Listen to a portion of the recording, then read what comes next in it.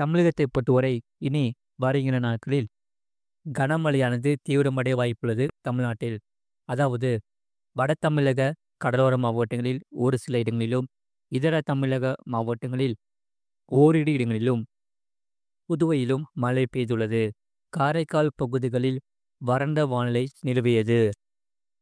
நீ அடுத்த 24 மணி நேரத்தில் வடக்கு வங்கக்கடல் பகுதிகளில் ஒரு காற்றழுத்த தாழ்வு பகுதி உருவாகக்கூடும்.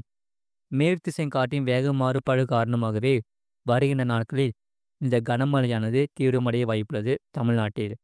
குறிப்பாக 3ஆம் தேதி வரை வட தமிழகத்தில் ஒரு சில இடங்களிலும், தென் தமிழகத்தில் ஓரிரு இடங்களிலும், புதுவை மற்றும் காரைக்கால் பகுதிகளிலும் லேசான மழை முதல் மிதமான மழையானது பதிவாக வாய்ப்புள்ளது.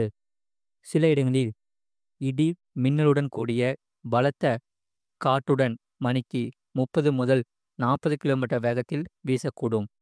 4ஆம் தேதி முதல் 7ஆம் தேதி வரை தமிழகத்தில் ஓரிரு இடங்களிலும், புதுவை மற்றும் காரைக்கால் பகுதிகளிலும் லேசான மழை முதல் மிதமான மழையானது பதிவாக வாய்ப்புள்ளது.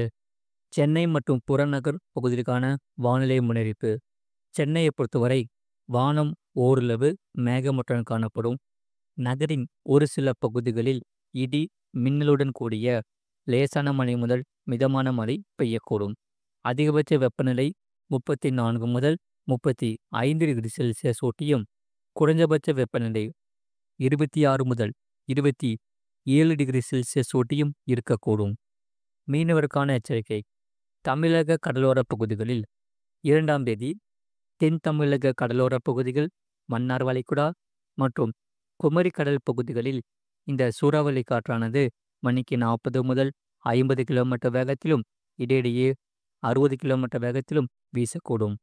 3ஆம் தேதி முதல் 5ஆம் தேதி வரை தென் தமிழக கடலோர பகுதிகள், வட தமிழக கடலோர பகுதிகளுக்கு அப்பால் உள்ள தென்மேற்கு வங்கக்கடல் பகுதிகள், மன்னார் வளைகுடா மற்றும் குமரி கடல் பகுதிகளில் இந்த சூறாவளி காற்றானது மணிக்கு 40 முதல் 50 கிலோமீட்டர் வேகத்திலும், இடையிடையே 60 கிலோமீட்டர் வேகத்திலும் வீசக்கூடும்.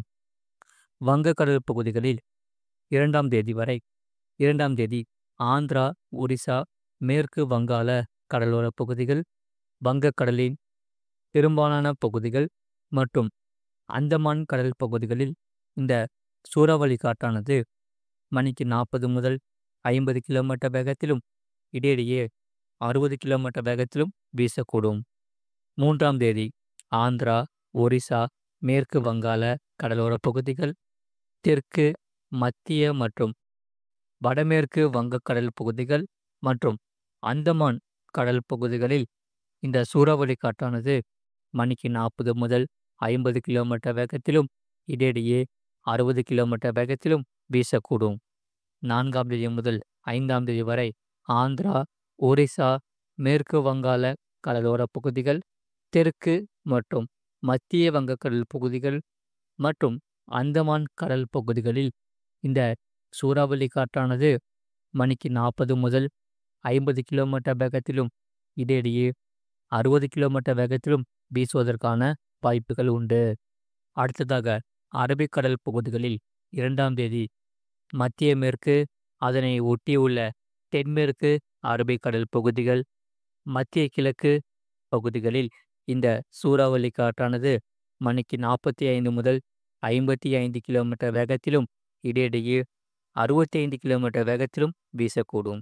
இதில் கொங்கன், கோவா, கர்நாடகா கடலோர பகுதிகள் மற்றும் அதனையொட்டியுள்ள மத்திய கிழக்கு அரபிக்கடல் பகுதிகள், லட்சத்தீவு மற்றும் மாலத்தீவு பகுதிகள் மற்றும் அதனை ஒட்டியுள்ள தென்கிழக்கு அரபிக்கடல் பகுதிகளில் இந்த சூறாவளி காற்றானது மணிக்கு 40 முதல் 50 கிலோமீட்டர் வேகத்திலும், இடையிடையே 60 கிலோமீட்டர் வேகத்திலும் வீசக்கூடும். 3ஆம் தேதி மத்திய மேற்கு, அதனை ஒட்டிய தென்மேற்கு அரபிக்கடல் பகுதிகள், மத்திய கிழக்கு பகுதிகளில் இந்த சூறாவளி காற்றானது மணிக்கு 45 முதல் 55 கிலோமீட்டர் வேகத்திலும், இடையிடையே 65 கிலோமீட்டர் வேகத்திலும் வீசக்கூடும்.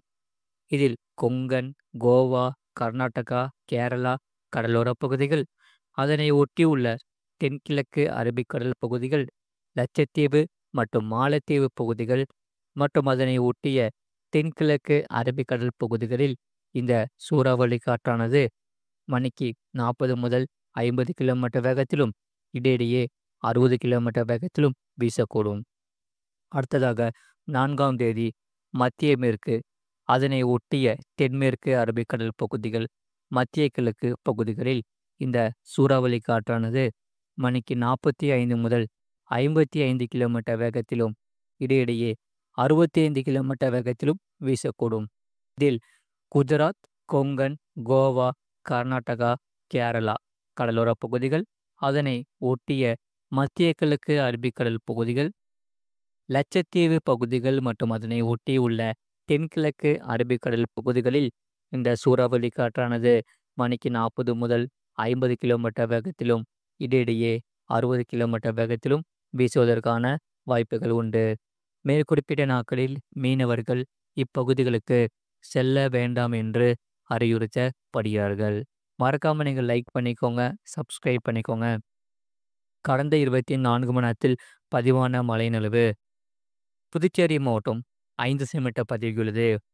மதுரை மாவட்டம் கல்லந்திரி 6 சென்டிமீட்டர் பதிவுள்ளது. மதுரை பெரியப்பட்டி, சென்னை பெரம்பூர் லைட் ஹவுஸ், விழுப்புரம் மாவட்டம் மரக்காணம் தலா 4 சென்டிமீட்டர் பதிவுள்ளது.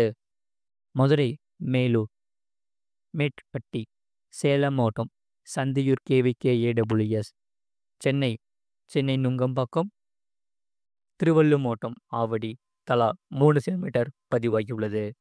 சென்னை வலசரவாக்கம், கொரட்டூர், சென்னை எண்ணூர், சேலம் மாவட்டம் சேலம், மதுரை மாவட்டம் சிட்டம்பட்டி, செங்கல்பட்டு மாவட்டம் திருப்போலூர், மதுரை மாவட்டம் சாத்தியார், கோயம்புத்தூர் மாவட்டம் சின்னக்கல்லார், நீலகிரி மாவட்டம் தென்மார்க்கன் தலா 2 சென்டிமீட்டர் பதிவாகியுள்ளது. செங்கல்பட்டு மாவட்டம் VIT சென்னை AWS, சென்னை மதுராவாயல், திருவள்ளூர் மாவட்டம் வெள்ளிவாக்கம் ERG, திருவண்ணாமலை மாவட்டம் கலசப்பாக்கம், செங்கல்பட்டு மாவட்டம் திருவள்ளூர் மாவட்டம் பூந்தமல்லி ERG, புதுக்கோட்டை மாவட்டம் ஆலங்குடி, நீலகிரி மாவட்டம் சிறுமுள்ளி, திருவள்ளூர் மாவட்டம் பூந்தமல்லி, நீலகிரி மாவட்டம் கூடலூர் பஜார், தென்காசி மாவட்டம் குண்டாறு அணை, நீலகிரி மாவட்டம் பார்டியூட் தலா 1 சென்டிமீட்டர் பதிவாகியுள்ளது. வெப்பநிலையை பொறுத்தவரை அதிகபட்ச வெப்பநிலை மதுரை விமான நிலையத்தில் 39 டிகிரி செல்சியஸ் பதிவாகியுள்ளது மற்றும் குறைஞ்சபட்ச வெப்பநிலை கரூர் பரமத்தியில் 21 டிகிரி செல்சியஸ் பதிவாகியுள்ளது. மறக்காமல் நீங்கள் லைக் பண்ணிக்கோங்க, சப்ஸ்கிரைப் பண்ணிக்கோங்க. இனி அடுத்த வரக்கூடிய நாட்களில் கனமழையானது தீவிரமடைய வாய்ப்புள்ளது தமிழ்நாட்டில்.